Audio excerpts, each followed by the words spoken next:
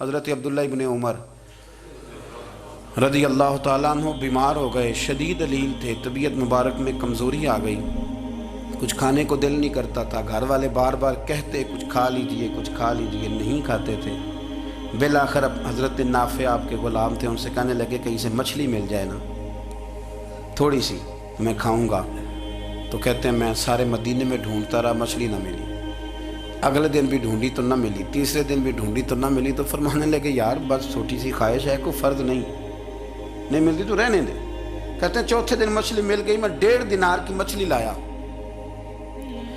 کے حضرت عبداللہ ابن عمر رضی اللہ تعالیٰ عنہ کے سامنے جو مچھلی رکھی تو آپ نے لقمہ روٹی کا توڑا تھا، مچھلی کو لگانے لگے کہ دروازے پہ فقیر نے آ کے آواز دی کچھ کھانے کو دو، تو حضرت عبداللہ ابن عمر نے روک لیا اور ہنسے۔ کئی دفعہ دے ہم بھی دیتے ہیں پر ہمارا چہرہ دیکھنے والا ہوتا ہے، اتنے ہم غصے میں ہوتے ہیں، دے دیتے ہیں، لیکن جو چھلوٹیں ہوتی ہیں نا چہرے والی وہ گنی نہیں جاتی۔ ہنسے فرمایا دیکھو میرا اللہ کتنا کریم ہے، وہ مجھے بچانا چاہتا ہے، اٹھا بار دیا جا کے۔ تو خادم اب حکم کا پابند تھا، وہ لیت اللہ تو کر نہیں سکتا تھا، وہ گیا اور جا کے دے آیا۔ فقیر جب سارے محلے سے آٹا اکٹھا کر لیتے ہیں تو پھر ایک جگہ جا کے بیچتے بھی ہیں۔ دے آیا، وہ 2 گلیاں آگے گزرا تو میں پیچھے دوڑا گیا، میں نے کہا سچ بتا کھانی ہے کہ بیچنی ہے؟ وہ کہنے لگا جو بھی سبب لگ جائے کر جاؤں گا، آپ نے دے جو دی ہے۔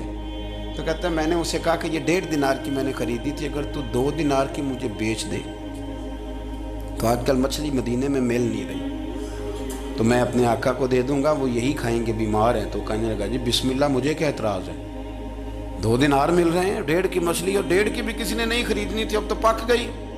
فرماتے میں نے 2 دینار اس کو تھمائے، وہ مچھلی اس سے خریدی، اور خرید کر کے میں لا کے حضرت عبداللہ ابن عمر کے سامنے دوبارہ رکھی۔ تو فرمایا یہ کیسے آ گئی؟ میں نے کہا حضور 1.5 کی خریدی تھی اور پھر فقیر کو دے دی، اب اسی سے میں 2 دینار کی خرید کے لایا ہوں، آپ قبول فرمائیں۔ تو فرمانے لگے تم نے اچھا نہیں کیا، اب اس طرح کرو 2 دینار بھی اسے دیا اور مچھلی بھی واپس دیا۔ عرض کی حضور کیوں؟ فرمایا تم نے قرآن نہیں پڑھا؟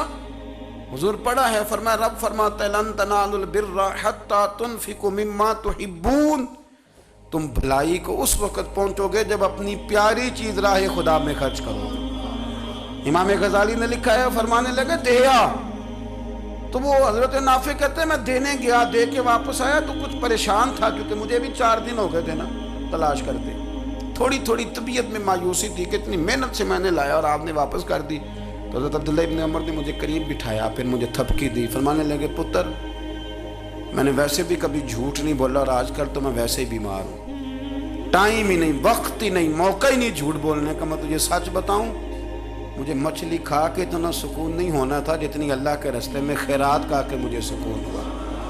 تو تجھے تو میری راحت سے غرض ہے نا کہ مجھے راحت کیسے ہوتی ہے، تو مجھے سکون ملا ہے راہ خدا میں دے، میں نفسانی خواہش پوری کر لیتا تو یہ میرا نفس کل پھر مجھ سے مچھلی مانگتا، پرسوں کہتا نہیں چھوٹے گوشت کی یخنی بھی چاہیے۔ ہم لوگ الجھ گئے ہیں، بہت بڑے قیدی ہیں اپنے آپ کے، بڑے قیدی، سارا دن اپنی خواہشات کی تکمیل میں بھاگے رہتے ہیں، بڑے بڑے سونے نوجوان۔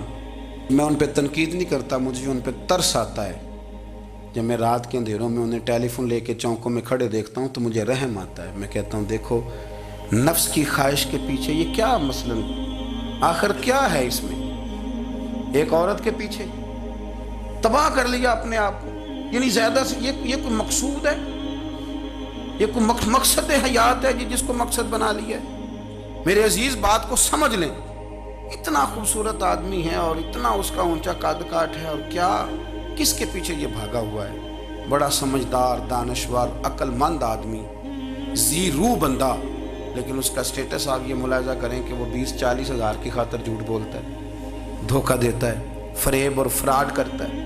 ہم اپنی نفسانی خواہشات کے پیچھے اس طرح بھاگتے ہیں کہ ہم اصل سے رہ جاتے ہیں۔ میری باتوں کی سمجھ آ رہی ہے آپ حضرات؟ تھوڑا تھوڑا کر کے، ایک ایک کر کے ان کی باتیں کم مانیں۔ وہ ضروری تو نہیں نا کہ سویرے ناشتہ بازار سے اپنی مرضی کا تگڑا کیا ہے، بازار سے لا کے پوڑیاں چنے بہترین کھائے، اور پوڑیاں چنے ابھی کھائے نہیں، شاپر میں ڈالے ہوئے ہیں، اور وہ لے کے ابھی آ رہا ہے تو ساتھ ہی رستے سے گوشت بھی چھوٹا اچھا لگا تو 2 کلو وہ بھی لے آئے کہ پوڑیاں چنے کھاؤں گا اور دوپہر کے لیے گوشت پکاؤں گا۔ وہ پہلے یہ تو کھا لے صاحب، اس سے تو نجات پا لے۔ یہ پتہ نہیں غم ہوتا ہے کہ کچھ اور کرتا ہے تیرے ساتھ، لیکن وہ گوشت بھی ساتھ لے آیا۔ یعنی ٹیبل پہ، ناشتے کے ٹیبل پر بیٹھ کے فیصلہ ہو رہا ہوتا ہے کہ ہم نے کیا کھانا ہے، ہم نے کدھر جانا ہے۔ سنگیو یاد رکھو، باتوں کو سمجھو اور غور کرو۔ یہ تھوڑا تھوڑا کر کے جب ہم چھٹکارا حاصل کرنے کی کوشش کریں گے نا، چھٹکارا حاصل کرنے کی، کئی جگہ سے، کسی جگہ سے اگر آپ کو تنبیہ ہوتی ہے نا، تنبیہ، اس میں بھی بڑا مزہ آتا ہے۔ اس میں بڑا، ہمارے ایک بزرگ تھے تو ایک دن نا میں گیا تو کہنے لگے الحمدللہ آج میں بڑے سکون میں ہوں۔ میں نے کہا جی وہ کیا ہوا؟ کہنے لگے میں اپنے آپ کو بڑا پیر صاحب سمجھنے لگ گیا تھا۔ تو ایک وابڈا کے کسی آدمی سے کام تھا تو میرے ایک دوست نے مجھے کہا کہ پیر صاحب اس کو ٹیلی فون کر دیں، سنا ہے آپ کا عقیدت مند ہے۔ میں نے اس بندے کو ٹیلی فون کیا تو کہتا پیر صاحب میں عزت آپ کی بڑی کرتا ہوں پر یہ کام نہیں ہو سکتا۔ کہتے ہیں جب اس نے مجھے کہا نا تو کچھ بھی نہیں، تو مجھے بڑا مزہ آیا ہے، ورنہ میرا تو نفس پھول گیا تھا۔ میں تو سمجھتا تھا کہ جو میں کہتا ہوں ویسے ہی ہو جاتا ہے۔ کہتے اس نے تھوڑا سا نا مجھے لیول میں کیا ہے، مجھے مزہ آیا۔ یہ لوگ نا اپنے اوپر بوجھ ڈالتے تھے، یہ تھوڑا تھوڑا پیچھے ہٹتے تھے، یہ سمجھتے تھے کہ اس طرح تو ہماری تکمیل رہ جائے گی۔ صبح سے شام تک اگر اسی نفس کی باتیں مانتے جائیں گے تو خرابی کرے گا۔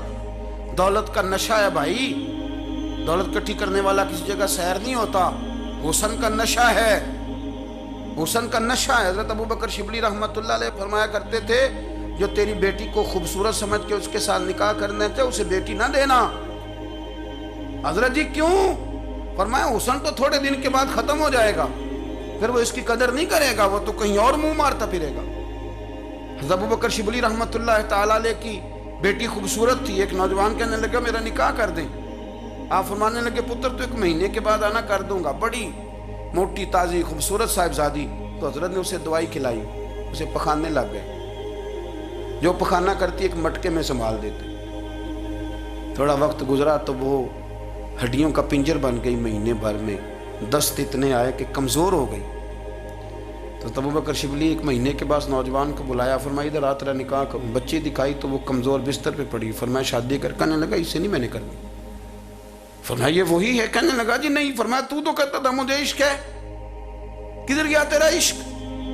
کہنے لگا حضرت صاحب آپ کیسی بات کر رہے ہیں؟ فرمایا ادھر آ۔ پھر وہ مٹکا جس میں گند رکھا تھا وہاں لے گئے، فرمانے لگے تیرا اس کے ساتھ عشق تھا، یہ ہے تیرا عشق۔ فرمایا اسے تو میں 4 دن روٹی کھلاؤں گا پھر تندرست ہو جائے گی، لیکن میں دیکھنا چاہتا تھا کہ تو میری بیٹی سے پیار کرتا ہے یا اس کے چہرے پہ آنے والی کچھ وقت کے لیے سرخی سے پیار کرتا ہے، اس لالی سے پیار کرتا ہے جو جوانی کے وقت بچوں اور بچیوں پہ آتی ہے۔ کس چیز کے دل دادا؟ یعنی کیا مطلب؟ نفس کی غلامی، سراسر غلامی، اور پلٹ پلٹ کے اور بڑے بڑے سیانے بندے چھوٹی سی خواہش کے لیے، بڑا سمجھدار آدمی، بڑا سیانا بندہ۔ میں ایک بڑے بزرگ عالم تھے، میں ایک دفعہ ملنے گیا تو پائے پکا رہے تھے، خود پائے پکا رہے تھے، تو وہ بڑے پیار کی بات ہوتی ہے نا جی، تو تامت باندھی ہوئی اور بڑی جناب خستہ حالی، اور وہ پائے پکا رہے ہیں۔ تو میں نے ان سے کہا، میں نے کہا حضرت جی پائے تو کسی اور نے بھی پکا لینے تھے، آپ بخاری لے کے بیٹھتے، چلو میری طرح کا کوئی بندہ آپ سے استفادہ بھی کر لیتا۔ اب پائے آپ لائیں گے، پھر پکائیں گے، پھر آپ کھائیں گے، تو یہ تو 24 گھنٹے آپ کسی کام میں گزر جائیں گے۔ تو یہ ایک چھوٹی سی خواہش کے لیے، میں کسی چیز کو حرام نہیں کہہ رہا، قرآن پاک کی جو آیت پڑھی ہے صرف اس کی تفسیر آپ کے سامنے عرض کر رہا ہوں۔ ہماری خواہشات ماں پالتی ہے، آپ کو نہیں پتا کتنے دکھ سہتی ہے۔ میں ان ماؤں کو جانتا ہوں جو بیٹے کے حصوں کی مار بھی اس کے ابے سے کھاتی ہیں، مار کھاتی ہیں وہ۔ ایک خاتون ہے، ایک کان سے سنتا نہیں، میرے پاس ایک دفعہ آئی، کہنے لگی 60 لگ گئی سی، کوئی دعا کر دیں، کہ آپ کو وظیفہ پر ڈاکٹر کہتے ہیں ٹھیک نہیں ہو سکتے۔ میں نے کہا باجی صحیح بتاؤ مسئلہ کیا ہے؟ کہنے نہیں کچھ بھی نہیں، مسئلہ کیا ہونا ہے، پتر غلط نکل آیا ہے، اس کا باپ روز مارتا ہے، آج میں آگے گئی ہوں تو اس نے ایک تھپڑ میرے کان پہ مار دی، پردہ پھٹ گیا۔ مائیں مار کھاتی ہیں، لیکن وہ پتر جس کو بڑی محنت سے پالا ہے وہ جوان ہوتا ہے تو اماں سے کہتا ہے تجھے چھوڑ دینا ہے، پر جس لڑکی سے میرا ٹیلی فون پہ رابطہ ہے اسے نہیں میں نے چھوڑنا، وہ نہیں چھوڑ سکتی، ہر شے کچل جاتا ہے وہ۔ اماں کبھی لیٹ کے رات کو سوچتی ہے کہ یہ تو میری کل کمائی تھی، میں تو آج بھی اس کے حصے کے تھپڑ اپنی گالوں پہ برداشت کر رہی ہوں، تو یہ کدھر گیا؟ اردشیر نام کا بادشاہ تھا وہ۔ حضرت محدث ابن الجوزی آج سے کچھ 700 سال پہلے لکھتے ہیں، اردشیر بادشاہ بڑا خوبصورت تھا، جوان تھا، بڑا عقل مند تھا۔ اس نے اس طرح کیا کہ قریب قریب کی ساری ریاستوں پہ قبضہ کر لیا۔ بڑا عقل مند زیرک تھا، قبضہ ہو گیا۔ ایک بادشاہ بڑا سخت تھا، اس کے ساتھ جب پنجہ آزمائی ہوئی تو اردشیر کہتا ہے اس پہ میرا قبضہ نہیں ہو رہا تھا، اور جب ہم نے ساری ریاستوں نے مل کے اس پر حملہ کیا تو ایک قلعے کے اندر قلعہ بند ہو گیا۔ اردشیر بڑا خوبصورت آدمی تھا، بڑا سمجھدار تھا، تو وہ بادشاہ قلعہ بند ہو گیا، اس نے کہا نکلنا ہی نہیں۔ اب وہ اندر بند ہے، یک بارگی حملہ کیا تو وہ بڑا بڑا قلعہ تھا اس میں بند ہو گیا۔ اس بادشاہ کی نا جس پر حملہ کیا، اس کی بیٹی اچانک ایک دن قلعے کی دیوار پہ چڑھی تو اردشیر کے حسن و جمال کو دیکھا تو عاشق ہو گئی، اور اپنے ہی باپ کے خلاف اسے کہنے لگی کہ اگر تو میرے ساتھ شادی کا وعدہ کرے نا تو میں تجھے رستہ بتاتی ہوں حملہ کرنے کا۔ اس نے کہا میرا وعدہ رہا، تو رستہ بتا۔ اس نے رستہ بتایا اس لڑکی نے، اور بادشاہ نے حملہ کیا تو اس کا باپ قتل کیا، اس علاقے پہ قبضہ کیا شادی کے وعدے پر۔ ہاں نفسانی خواہش بندے کو اندھا کر دیتی، نہیں سمجھ آتی اس کو میں کدھر جانا، اندھا کر دیتی۔ حملہ کیا، اور جب اس لڑکی کو لے کے آیا نا اپنے محل میں، تو پہلے دن شادی کی پہلی رات تھی، تو بستر بچھایا کنیز نے، تو وہ کبھی کروٹ ادھر بدلتی کبھی ادھر بدلتی، تو بادشاہ کہنے لگا کیا ہے؟ کہنے لگی بستر میں کچھ ہے، مجھے تکلیف دے رہی۔ اس نے چراغ جلائے اور جب بستر اٹھایا تو ایک اتنا سا دھاگا نکلا۔ دھاگے سے عموماً تکلیف نہیں ہوتی، تو اس نے کہا تو اتنی نرم و نازک ہے کہ دھاگا؟ کہنے لگی میرا باپ نا میرے ساتھ اتنا پیار کرتا تھا کہ روز میرا بستر بھی خود بچھاتا تھا، اور اس نے آلہ رکھا ہوا تھا، وہ ناپتا تھا کہ کوئی پایا اونچا نیچا تو نہیں، میری بیٹی کا بیلنس سوتے وقت خراب نہ ہو جائے، اور میرے لیے گوشت اور کپڑے بھی خود پسند کر کے لاتا تھا، کھانے پینے کا خود خیال کرتا تھا۔ اردشیر کہنے لگا اچھا وہ اتنا پیار کرتا تھا، اور پھر تو نے اس کے ساتھ کیا کیا؟ کہنے لگا بلاؤ کنیزوں کو بلایا، فرمایا اس کو اٹھاؤ اور جلاد کے پاس لے جاؤ، اسے کہو کہ اس کے بال ایک گھوڑے کے ساتھ باندھے، پیر دوسرے گھوڑے کے ساتھ باندھے، اور ایک گھوڑا ادھر بھگا دے، کدھر بھگا دے۔ یہ جس کے باپ نے اتنا پیار کیا، یہ نفس کی اتنی غلام ہے کہ اس کی وفادار نہیں رہی تو میری وفادار کیسے بنے؟ جس نے اتنے نازوں سے پالا کہ دھاگا اسے برداشت نہیں۔ او یارو یاد رکھو، اگر نفس کی غلامی کرو اور بڑے بڑے وفاداروں کو چھوڑ کے غلامی کرو تو پھر کہو وفادار مل جائیں، کوئی بول ابا لڑا نہ بول بیٹھی ہوں خسم ناراض بڑ بولیاں دے، کہاں سر کھائے تے بلبل ٹھنڈ پائے۔ بڑے فرق نہیں سجنا بولیاں دے، جڑیاں خسماں دی وچ رضا وسن، پاگ جاگ جاندے انہاں گولیاں دے۔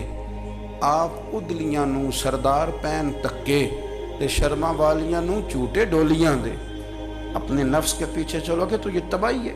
جب ہم نے کسی سے وفا نہیں کی تو یہ کیا امید ہوئی کہ دنیا ہم سے وفا کرے گی؟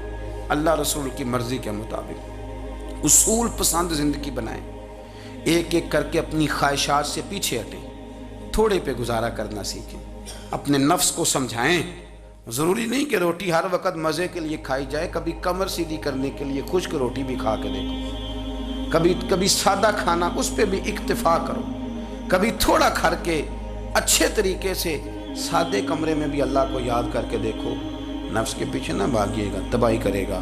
رب کریم سمجھنے کی توفیق رفیق عطا